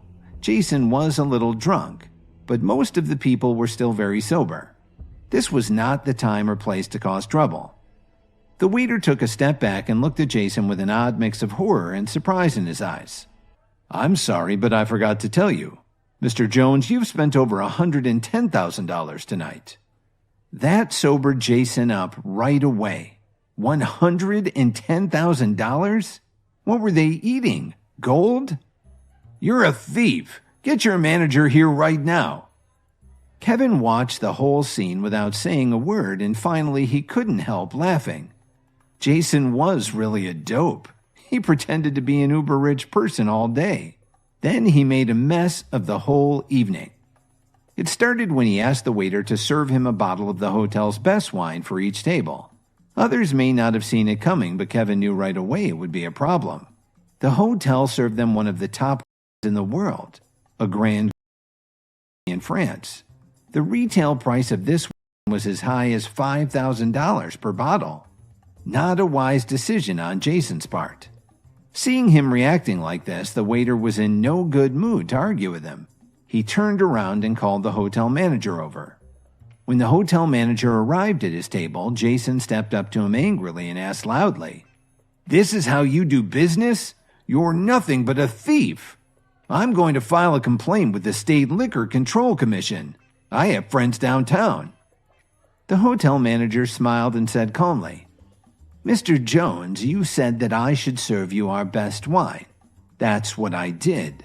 Because you needed 20 bottles for the entire room, we gave you our best price. You actually saved almost $18,000. Your complaint will be thrown out by the commission." "You bastard! If this wine is so rare, how come you're able to sell more than 20 bottles at a time? Who are you trying to fool? You're making a big mistake." Jason reached out to grab the hotel manager's lapels. Just then, an extremely calm voice came from the entrance of the banquet hall. "What seems to be the problem here?" Everyone looked over and saw a man in an Armani suit walking towards Jason. Behind him was a group of burly-looking men in black suits. As soon as Grandma Jones saw the man in the Armani suit, she quickly stood up and walked up to him. "Mr. Cook, I'm very sorry about this misunderstanding. My grandson sometimes drinks a little too much and makes bad decisions. I'm sure that we can find another way to settle this." After she said that, she offered her hand to the hotel owner as gesture of goodwill. When everyone saw how much respect Grandma Jones was showing toward the man, they realized Jason put them in a bad position. Mitchell Cook wasn't just the owner of the Whistler Hotel. He was also well known as one of the most influential men in Chicago. Definitely a big shot you didn't want to mess with. When he saw Mr. Cook, Jason sobered up completely. But now he was covered in a layer of cold sweat. His hands trembling, he quickly let go of the hotel manager's suit. He even reached out to help smooth the wrinkles on his lapels. The hotel manager snorted. His boss had appeared, and he felt even more confident. He said to Jason sarcastically, "Your Jones family is pretty famous in Chicago. Since you asked for the best wine, how could you refuse to pay?" Jason didn't have the time to wipe the beads of sweat that kept flowing down his face. He snapped his finger and said, "I won't go back on my word. We'll pay for it." As he spoke, he gave a pleading look towards his grandmother. He couldn't possibly scrape together $400,000 this evening. He unconsciously took a step towards Grandma Jones like he was going to use her to shield him from Mitchell Cook. Grandma Jones sighed and forced a smile at Mr. Cook. "It was our fault for what happened tonight. Mr. Cook, please don't hold it against us, and don't worry, we'll get you the money right away." After saying that, she turned to the Jones family members who were in the banquet hall. "We can't let JJ pay all the expenses tonight. Each of you should contribute $5,000. The rest of the money will be paid by JJ and me." Everyone nodded in agreement. They had no choice, but they wanted to look like they were okay with it. However, two of them couldn't hide their concern and wore very embarrassed expressions on their faces. Lily and Dorothy. It would be pretty tough for them to come up with $5,000 for this meal. What was really unfair was that they'd barely touched the wine. The $4 million that Kevin gave Lily had already been used for her emergency expenses, so they didn't have any extra money left over. Jason, who had learned nothing from all of this, asked her, "Lily, why are you looking so upset? Don't tell me you can't even come up with $5,000. Don't you want to pitch in?" Lily saw that everyone was looking at her because of Jason's insulting remarks. She tried to control her breathing and calm down. "We have $5,000, Kevin suddenly interrupted Lily. His back was facing Jason, Mr. Cook, and the others, so they hadn't noticed him yet. The moment Mitchell Cook heard Kevin's voice, his expression changed dramatically. "May I ask who you are?" Mr. Cook queried with a very slight quiver in his usually calm voice. The others probably didn't pick up on it, but Kevin could. He shook his head and grinned. Jason saw that Mr. Cook had suddenly taken an interest in Kevin. He thought that Kevin's actions had somehow offended the man. He tried to protect himself by addressing the boss. "Mr. Cook, please don't be angry. This man isn't even a true member of our family. He married into it. If you don't like him, do whatever you want. Just don't take it out on the rest of us." "Get lost." Mr. Cook glared at Jason as he gestured for him to get out of the way. Kevin stood up, turned around, and looked calmly at Mr. Cook. An expression of pure joy and excitement instantly appeared on the man's face. He hadn't seen Kevin in 7 years, and he certainly hadn't expected to see him at the Whistler Hotel today. "Long time no see," Kevin said as he greeted his old friend with a smile. His expression was relaxed and natural. He completely ignored the stunned members of the Jones family. Mr. Cook quickly walked over and gave Kevin a warm hug. He looked absolutely thrilled to see him. "It's really you. I can't believe it. How are you doing, boss?" The Jones family was still trying to straighten out the mess that Jason had put them in with the exorbitant bill for the banquet. When the hotel owner, Mr. Mitchell Cook, showed up, he welcomed Kevin like an old friend and called him boss. Boss? Everyone was stunned. Kevin was Mr. Cook's boss? The manager of the hotel, who had been working for Mitchell Cook for many years, stood there with his mouth open wide in amazement. He looked at Mr. Cook, who had uncharacteristically lost his composure, and he just couldn't believe it. Was this still the boss who was actually so calm, cool, and collected in front of them? "I'm not your boss anymore, Mr. Cook. Just call me Kevin." When Mr. Cook straightened his back and offered his hand for a more professional greeting, Kevin quickly pulled him back and whispered something in his ear. Life is strange. When Mitchell Cook first walked into the room, Kevin actually saw him, but he wasn't sure what to do. That's why he turned around. To give you some background, when he was a teenager, Kevin saved Mitchell Cook's life. At the time, Cook was running with a bunch of petty criminals. He had a tough reputation, but after a while, he naturally ended up with a few enemies. Cook had been set up by some of these thugs, and they'd beaten him half to death. If Kevin, who usually traveled with a couple of his family bodyguards, hadn't shown up by chance, Cook would have died. And he wouldn't currently be the owner of the Whistler Hotel. Here's how that happened. Sometime later, Cook wanted to start a business, but he didn't have enough money. It was Kevin who provided him with almost $100,000, no strings attached, to get his business off the ground. Kevin was shocked to see how his friend Mitch, as he called him, had been able to meet with such great success after just 6 or 7 years. After Cook got the money from Kevin, he cut all his ties with the area, mainly to get away from his enemies and have a clean start. He went to Chicago alone and started from scratch. Finally, he built the enormous and very luxurious Whistler Hotel in Chicago. Cook really wanted to track Kevin down to thank him, but he was worried that he would bring trouble to Kevin and his family. Then, about 3 years ago, he had finally cleaned up his reputation so he could get in touch with the Williams family so he could reconnect with Kevin. That's when he found out that Kevin had been kicked out of his own family. It wasn't at all what he had expected to hear. He assigned a few of his employees to search for Kevin, but they were unable to find any trace of him, either online or in the rough parts of town. And now, here they were finally seeing each other in person after all these years. Cook thought about everything Kevin had done for him and said, "It's hard to change an old habit, boss. Kevin?" You could hear everyone heave a sigh of relief. After all, it didn't sound right for such a powerful man to call Kevin boss. Still, everyone was wondering how Kevin and Mr. Cook knew each other. Kevin asked his friend, "If you could just ask the waiter to add my table's bill to the $5,000, I can give you my card to pay." With a big smile, Mr. Cook shook his head and replied, "Your money's no good here. Put your card away." He was going to give Kevin his meal for free. Then he told the hotel manager that Kevin's meals would all be free in the future. Kevin stared at him for a moment and opened his mouth to speak. But Cook immediately understood and quickly changed his offer.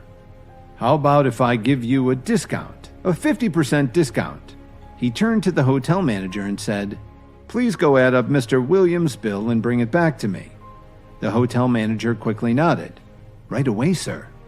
Grandma Jones and Jason were shocked to hear that the owner of the hotel actually wanted to give Kevin a 50% discount. This was unheard of. Realizing that the rest of the bill still hadn't been paid, Grandma smiled and walked forward. Mr. Cook, I didn't know that you're friends with our Kevin. Since we're paying this bill together, may we have a discount too? He looked at Grandma Jones with a smirk and replied calmly, Didn't that guy just say that Kevin has nothing to do with your family? I'm sorry, but your bills should be paid separately. Grandma Jones's face froze. She knew that Cook wouldn't give them the same discount. Kevin took a look at the bill. After the discount, it was about $2,500. Jason watched this in disbelief. Ha! $2,500? Kevin, you were just bragging. I'd like to see how you could even pay that much. But Jason was livid. How could Mr. Cook give Kevin a 50% discount but not do the same for him? Meanwhile, Lily and Dorothy were very concerned. They really hoped he could cover the bill. Kevin looked at Jason, who was sneering as he waited to see this all play out. He took his wallet out of his pocket, pulled out a bank card, and handed it to the hotel manager. Just a moment, sir. The hotel manager slid the card into his portable reader. When Jason saw Kevin's bank card, he continued to taunt him. A deadbeat who doesn't even have a Lux bank card should be careful how much he spends. One of the others there added, Yeah, I'll bet the hotel manager will tell him that his card wouldn't swipe. Another one commented, Kevin really is a So what if he knows Mr. Cook? He doesn't have enough money to pay the bill. I don't think he'll get out of this mess. Listening to what they were all saying about Kevin, Cook turned and gave them an impatient, cold stare. He really wanted to go over and shut Jason's mouth for him. When Jason saw how Cook was looking at him, his face instantly turned pale. His voice trailed off and he sat in awkward silence. The rest of the Joneses clammed up too. Lily stared nervously at the hotel manager, afraid that Kevin's card would be rejected for lack of funds. Finally, the hotel manager spoke up. All right, Mr. Williams, the transaction went through. Here's your card. He politely returned the card to Kevin, who nodded his thanks and put the card back into his wallet. What? The transaction went through? How was this possible? Everyone was confused. Lily tugged on Kevin's sleeve and leaned into his ear. Where did you get so much money from? Don't worry, Lily. I just hope you enjoyed the banquet, Kevin said with a big grin. Lily didn't press the issue. Now she really didn't know what to think. Kevin thought for a second and said to her quietly, I have something I need to do later. You and Dorothy can go home first. You don't have to wait for me. Drive carefully. Lily looked over at Mr. Cook and then she looked at Kevin. She nodded and then left with her mother. After the rest of the Jones family had finally paid the bill, they took off one by one. Kevin got a ride with Cook, but he didn't go straight home. Boss, have you been in Chicago for the past 3 years?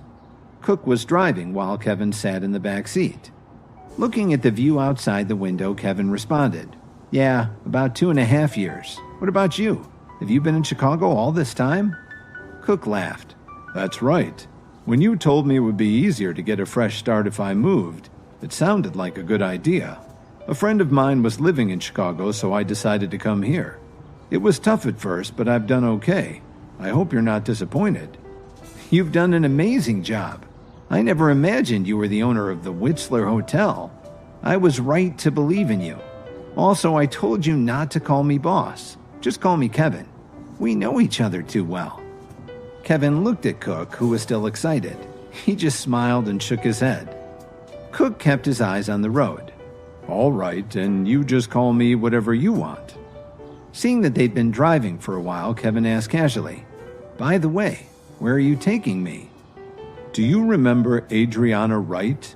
A couple of years ago, I accidentally found out that she was also looking for you, so I met with her. She founded the West Chicago International Group. I just told her about meeting you in my hotel, and she was really happy about it. We talked it over and decided to surprise you. Cook turned around and gave Kevin a mischievous smile. Kevin raised his eyebrow. Adriana Wright? What a nice surprise to hear that she was doing well, too. Kevin met Adriana when he lost his briefcase in a wine store. She was working in the shop and noticed that he'd left it behind. When she went outside with the briefcase, Kevin had just gotten into his car and left. Adriana ran after him for 3 blocks to try to catch up with him. When Kevin finally remembered that he'd forgotten his briefcase, he made a U-turn and saw her standing there out of breath, but holding his briefcase in her hand. Kevin found out that Adriana wanted to start her own business, so he formed a partnership with her. He also fronted her $100,000 just like he'd done for Cook. He didn't really expect Adriana to be so sharp at running a business. What he was sure of was that she was honest and hardworking. After all, she had chased him for 3 blocks to return his briefcase. In just a few short years, she actually built the West Chicago International Group. After a few more minutes of driving, Kevin and Cook stopped at an enormous office complex in the west suburbs. They got out of the car together and walked into the headquarters of the West Chicago International Group, which was tastefully designed in a blend of modern glass and Greek architecture.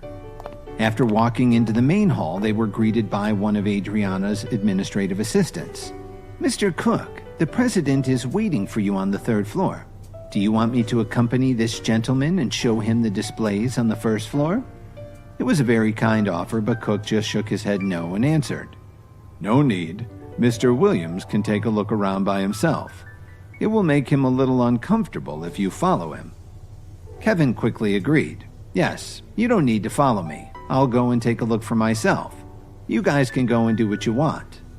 "Kevin, you can visit the place as you wish. These things in the hall are new products that have just been released. You can take some back for your wife if you want. She should like that."